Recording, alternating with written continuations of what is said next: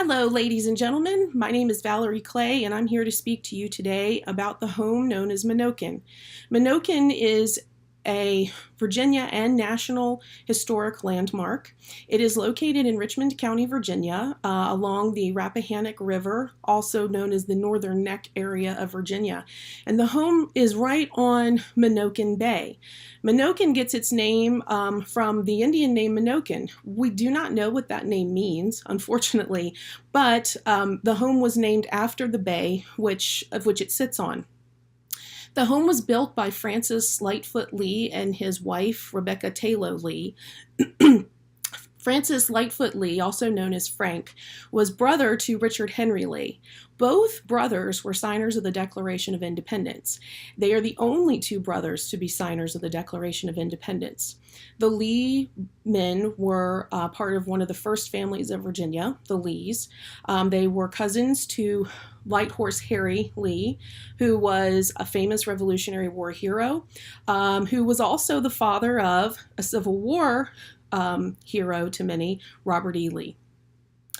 But Frank Lee, as he was known, did not serve in the war, but he certainly served his country through the politics that were happening behind the front lines of battle. As I said, he was a signer of the Declaration of Independence. He was a senator for Virginia throughout the entire Revolutionary War. He served as a delegate during the Second Continental Congress in Philadelphia. And not only did he serve on a national level, he also served on a local level. He was Justice of the Peace, amongst other, he served on councils locally. So he not only served his country nationally and his state, he served his locality as well and was thought of very highly in his area.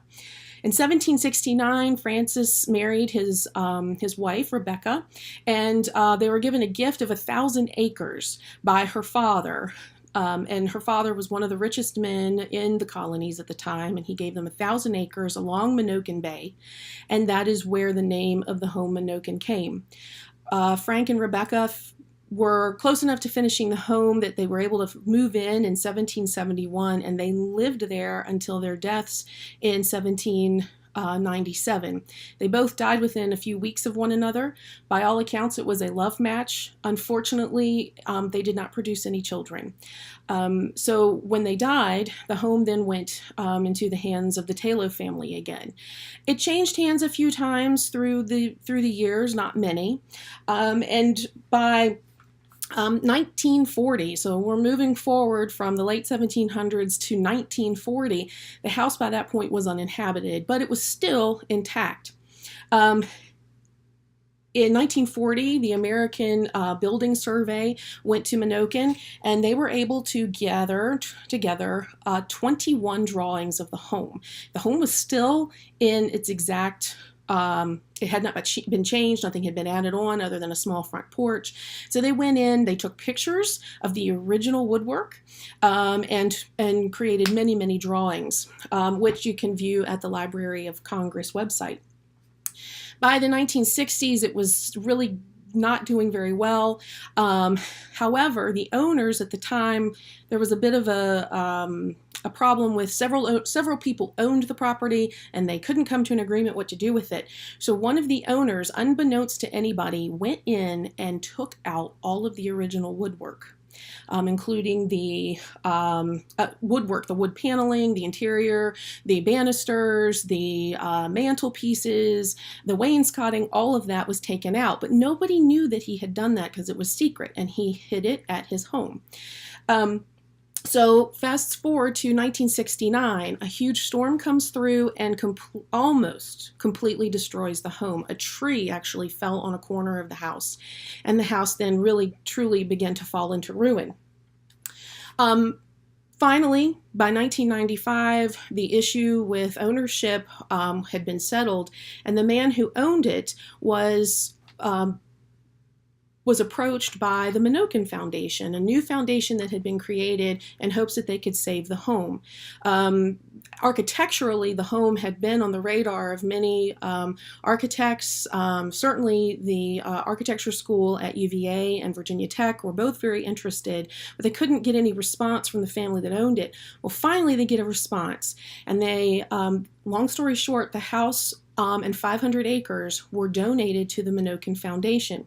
It was at that time that they realized that the original woodwork for the home actually was intact, and it was being stored in an old tobacco barn on the property of the last living owner. To preserve it, they moved it to a storage area at Bacon's Castle in Surrey, Virginia, and it stayed there until they were able to move it to a more secure place. There are pieces actually you can go see at the Virginia Historical Society. But what's important about this home is it is, for the most part, while it's not completely intact, it is one of the few colonial homes that we actually have the original pen and ink drawings of the home. And those were discovered in the Taylor papers in the 1970s. And so we have the design of the home, and looking at that, we know that house has not undergone many changes. The foundation has gone in, and they have found the home to be in remarkable shape considering the tree that fell through it. But a lot of the rubble that was there, it was stone. And so stone doesn't really disintegrate. And so they've been able to go through and figure out where stones were placed, and they are slowly but surely restoring the home. It is important to note, though, that the Menokin Foundation is focusing on this restoration project in a very different way than the average restoration project. Calder Loth, I believe his name is pronounced, he was a senior architect historian for the Virginia Department of Historic Resources, and he's also an honorary trustee for the Menokin Foundation. And in 2006, he gave a banner lecture at the Virginia Historical Society where he talked about Menokin and the plans for the home. Currently, in 2019, there is a steel structure over the home. And so it's somewhat protected as they slowly restore and conduct meaningful archaeological research there. But the Menokin Foundation wanted to establish a field school and study center. They didn't want to go down the road of restoration and then opening it up as a tourist attraction. Simply, this is what it looked like when the Lees were here. They wanted it to be much more of a study center, similar to the ones that you would find in Turkey, Egypt, and Greece.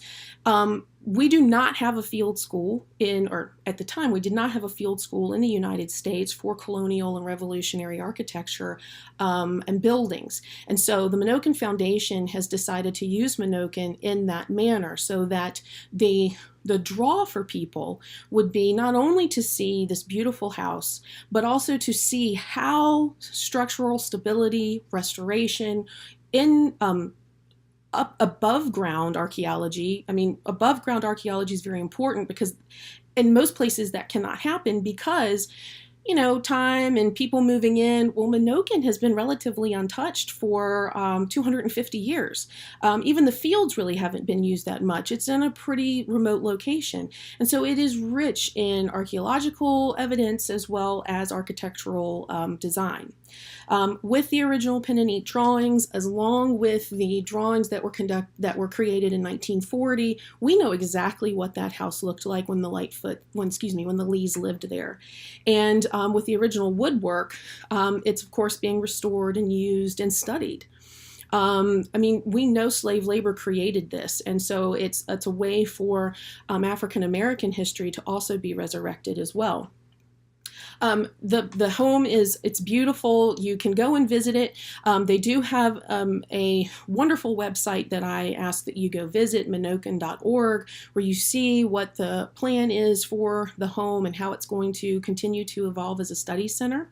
I enjoy doing the research on this. I hope that you enjoyed my talk today, and I look forward to seeing what the rest of you have said about your historic resources. Thank you so much. I hope you all have a great day.